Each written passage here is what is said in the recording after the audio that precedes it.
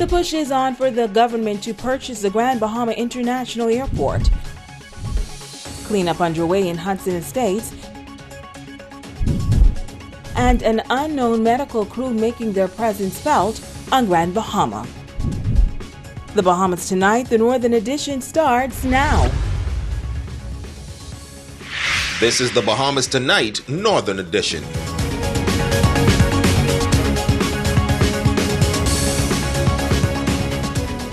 This is the Bahamas Tonight, the Northern Edition. Good evening, all. I'm Shoshana Roll-Parkinson. As always, it is so great to have you with us. Tourism partners here on Grand Bahama are urging the government to take a bold step and purchase the Grand Bahama International Airport facility. The issue came to light earlier this week when the tourism minister told the media that the government was considering buying the airport because its private owners, Hutchison, seem reluctant to make repairs. Well, tourism partners say, reluctant or not, it is time for the government to take charge. Italia Hall reports.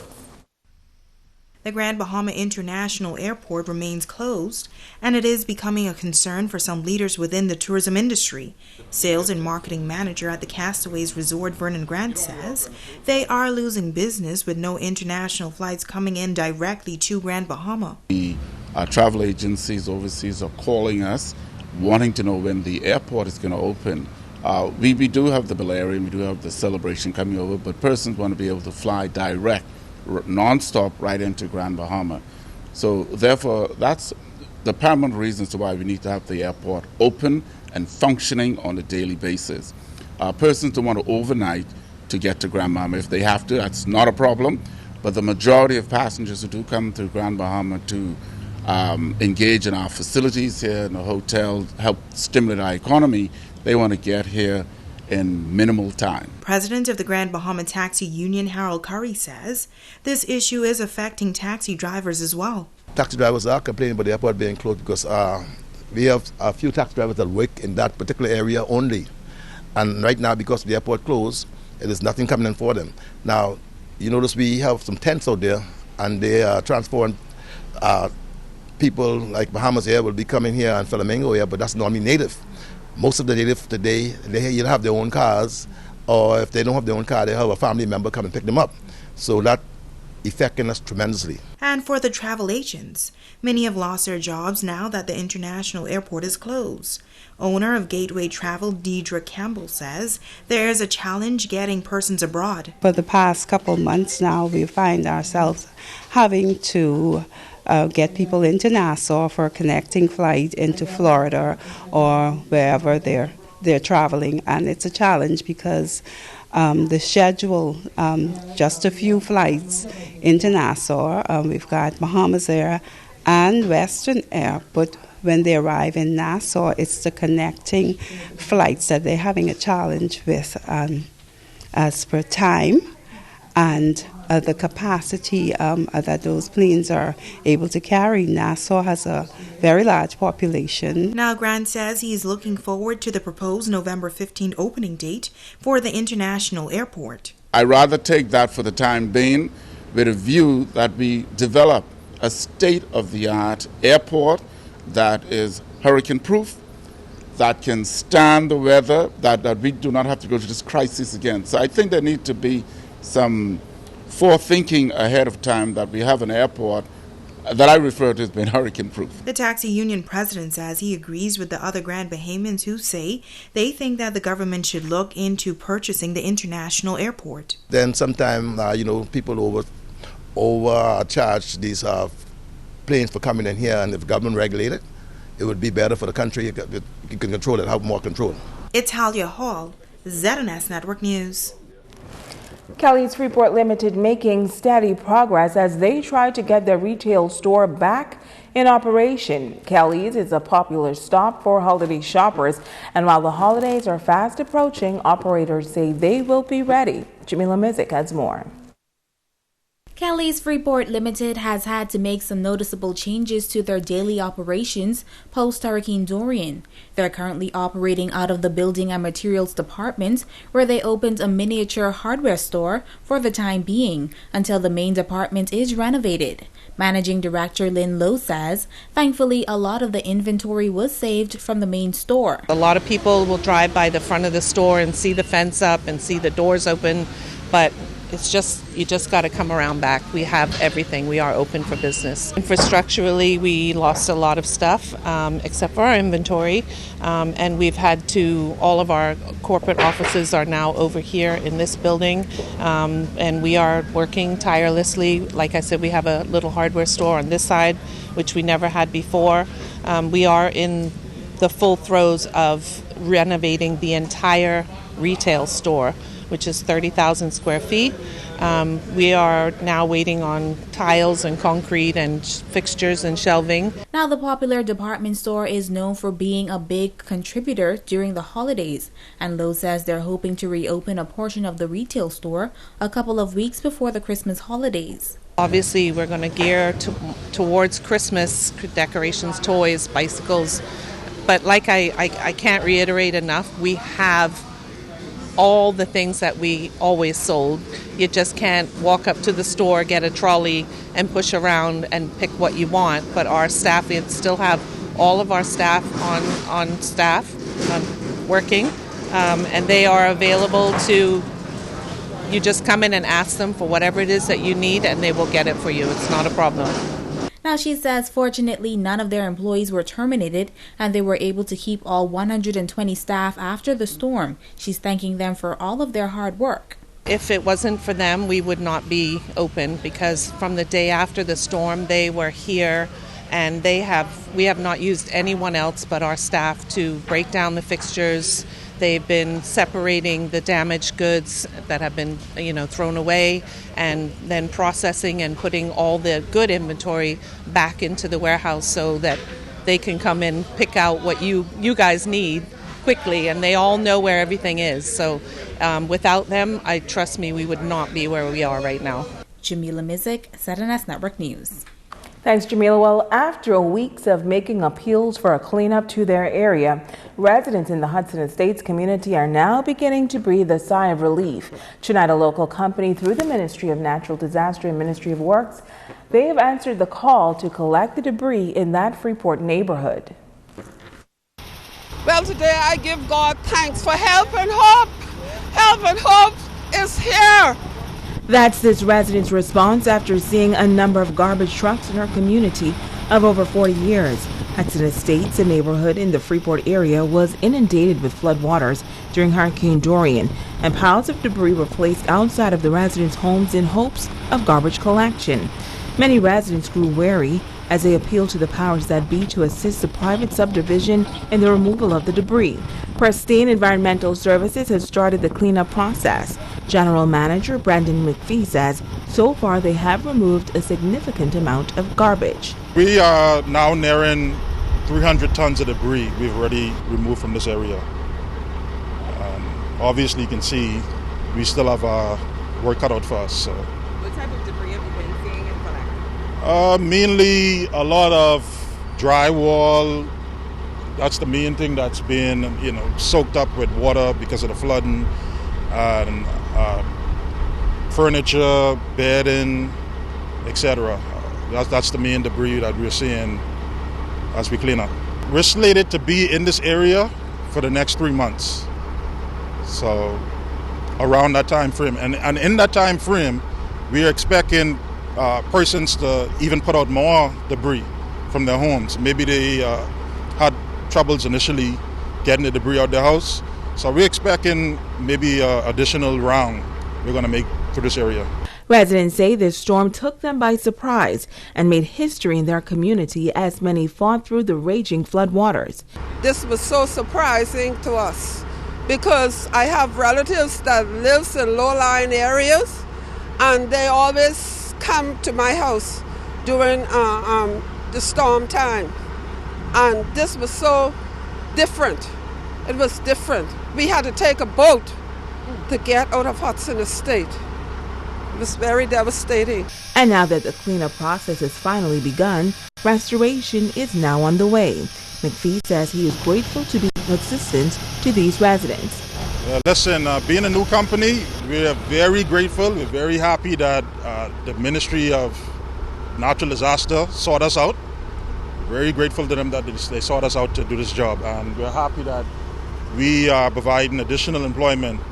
You know, a lot of people are out of jobs and a lot's going on right now, and we need monies on the ground. We need this economy to be stimulated, so we're happy. But not nearly as happy as they are. We, sit by day and night and wondering when someone is going to come to deliver us from all of this debris, from the radiance taking over. We give God thanks today for those that are in charge, and allow the Lord to touch their hearts to come to our rescue in Hudson Estate. We really appreciate you all come today. That's Pristine Environmental Services, correct? Yes. How does it feel to have your neighborhood being cleaned up? Feel good. Great today. Great. Very great. To see all of this happen, we needed this. Do you feel like you're getting back to some level of normalcy now that it's being cleaned? Yes. I feel very good. Why do you feel good? Because we can come home. Because we can come home and live. Why do you feel good? Come home. Because I can come home. Well, students studying the sciences at the University of the Bahamas taking a tour of the Equinor facility to view the progress of the cleanup of that oil spill that was triggered by Hurricane Dorian. As Megan Shepard tells us, the goal is to make students aware of what it takes to respond to such events. Students enrolled at the University of the Bahamas taking a guided tour at the Equinor Statoil terminals. The students are focused on classes such as ecology and chemistry at the sophomore, junior, and senior levels. Forward Operating Base Commander Herman Bick says that they gave the students a look at the damaged areas and explained the progress being made in cleaning up the spilled oil. We've seen areas that are still contaminated to the point that we need to remediate that, and we showed areas that were remediated and are now finished. We consider finished to be monitored for further contamination. So we discussed the various levels of contamination and the remediative efforts that are associated with that, ranging from observation to minor to medium manual intervention and to major mechanical intervention, which is actually what happened mostly here on the terminal and on the area just across the Grand Bahamas Highway. Assistant chemistry professor at the university, Dr. Andrew Moxie, says that the effects of the spill were indeed unfortunate, but he was pleased to see the progress being made as well as the positive signs of regrowth and regeneration. I think this is an excellent opportunity for them to observe the scope of such an event and also to understand the mammoth undertaking that is required in response to spills of this nature. I'm told that this was not a classic oil spill in that the oil was actually sprayed as opposed to spilled, and so it made the work, or is making the work of the cleanup even more so challenging.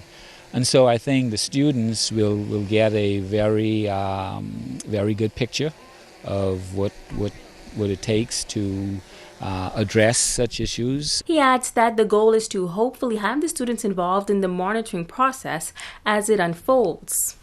To let them see what the situation is at this stage, and then as the cleanup phase transitions into the monitoring of the various parameters in the forest and the water table, the vegetation, the soil, they may be able to develop some projects of their own around the questions that they may have regarding the regeneration. Now, Dr. Moxie says he was able to tour the terminals prior to the visit with the students. He says that the 2-week difference in some areas is a good sign. He says he believes that Equinor is responding in the right way. Based on what I saw then and what I see now, I think that there's been some progress, but there's a lot of work left that needs to be done. My impression is that Equinor is, in fact, doing what they should be doing. I think they appear to me to be good environmental stewards. Megan Shepard, ZNS Network News. Switching gears, over 350 young women from 11 high schools on Grand Bahama taking part in the annual GirlCon one-day conference this week. The young girls heard an inspirational story from the president of Carnival, the world's largest cruise line, and were also able to hear from local Grand Bahamian women who are making a mark in their respected professions. Megan Shepard was there. Young women on Grand Bahama spending the day hearing from women that are making significant strides in various professions on Grand Bahama. The GirlCon one-day conference is all about uplifting young women and giving them the tools they need to follow their dreams. Misha Moxie and Essence Brown of Bishop Michael Elton High School say they had high hopes for the conference. I came here today to just experience a fellowship with other girls, and what I want from today is just to hear different stories from girls that will help me throughout my journey in life.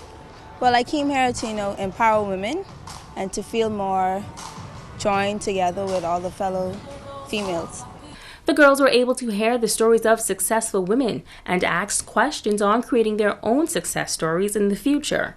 Artist and educator Alyssa Strether Robinson says her message focused on having the courage to try.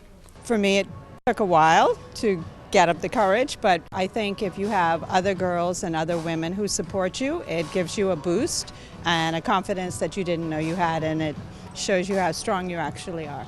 I think what it is that we have a tendency to judge ourselves and think about what other people think about us a lot of times, and so we are afraid to even try because we think we're going to fail. I have students all the time who will not enter a competition because they figure somebody else is going to beat them. So they don't even bother to try. Try, and you would be surprised to know what it is that you can actually achieve and accomplish.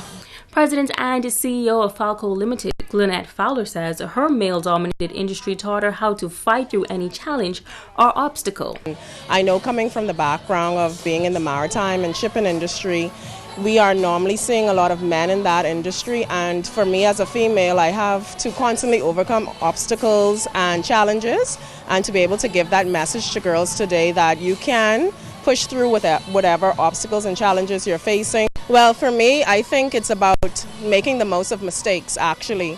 Sometimes we look at things as if we should be perfect or we shouldn't make mistakes, but mistakes are a part of life, and it's just taking those mistakes and turning them into opportunities, not looking back from where you came from all the time, but so much looking at where you're going. And I think it's very important to get that out as soon as possible. CEO of CL&H Services Limited, Kara Gallagher, adding that it is time to step out of what society deems as girly careers. Being in the heavy equipment industry and also in the parts industry in Nassau, which is basically run by males. I'm the one who came through and just bust the doors open.